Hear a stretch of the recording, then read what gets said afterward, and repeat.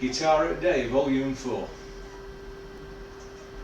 What we have today is my 1995 Gibson Les Paul Classic, which I bought in Hong Kong in January '96, shortly after I arrived there.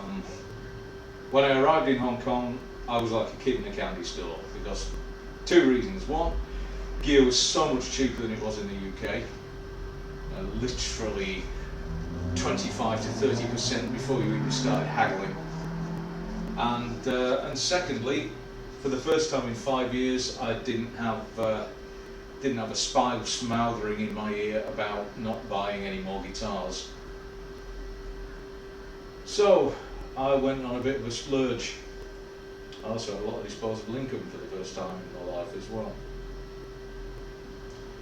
So, 1995 Les Paul Classic, what can we say about these? Well, I think the Les Paul Classic was introduced in about '93, and those early '93, '94 production ones are quite sought after for the simple reason that as they were introduced before Gibson started the historic line, they just said, oh well, we'll have a Les Paul which is positioned slightly below the standard in terms of pricing, and we'll put vintage cosmetics on it. So they originally had a Les Paul model on the headstock. At about the same time as they started the historic reproductions of the 58, 59 and 60, they changed the Classic to have Les Paul Classic on the headstock instead of Les Paul model.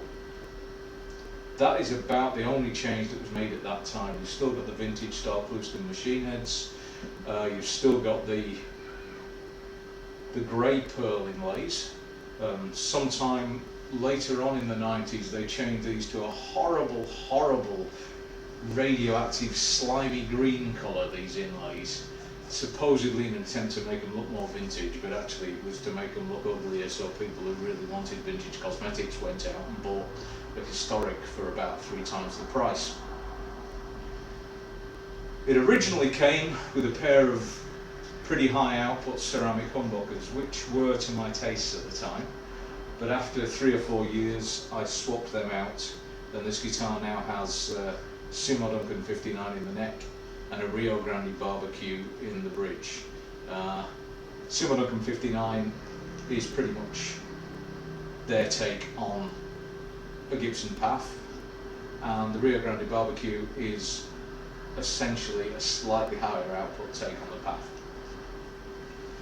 The original scratch plate to this guitar had quite a cheesy 1960 logo on there, and again after I'd had the guitar for 5 or 6 years, I went out and bought myself a Gibson replacement scratch plate. By that time the finish on the guitar had faded to the sort of unburst you see now.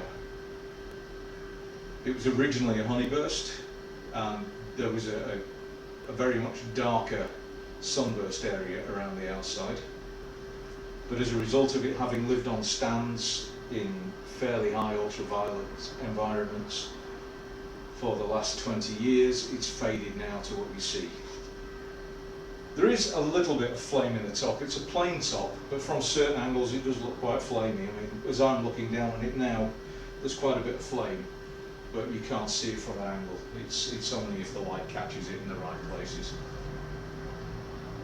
The only other things I've changed on this is I added a set of strap locks when I got paranoid about dropping it.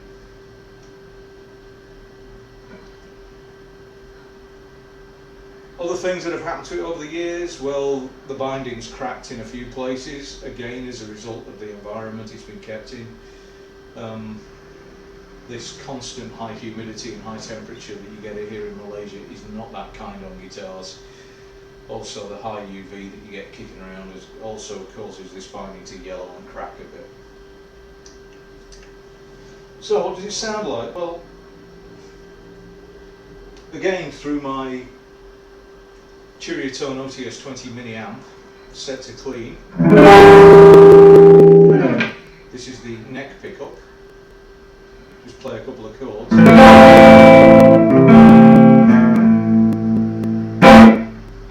perhaps tuning it would have been a good idea.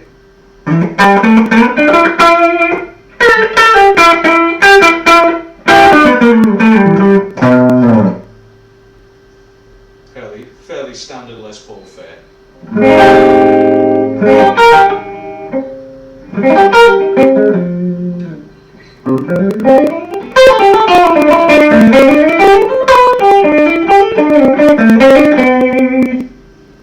The only other thing I have to mention is the fact that the bridge is starting to collapse.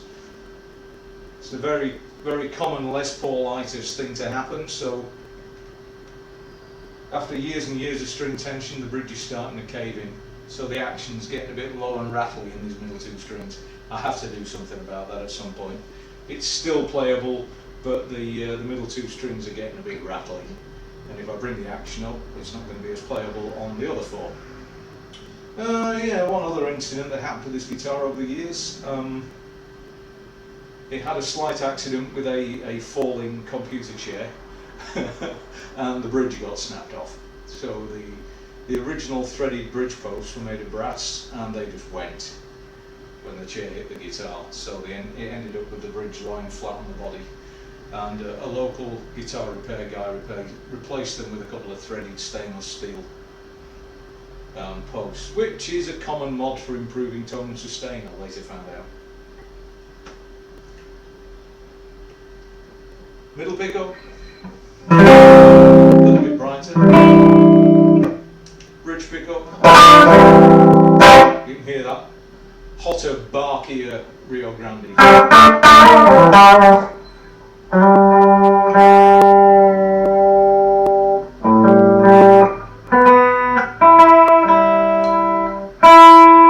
Must remember to tune it before I play it.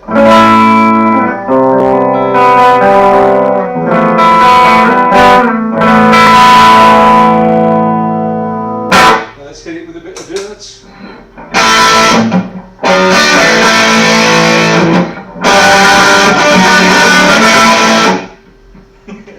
Got to be a cliche sometimes.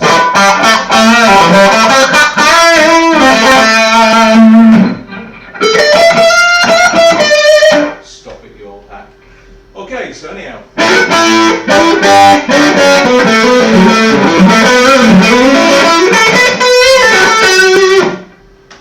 1995 Gibson Les Paul Classic. See you later.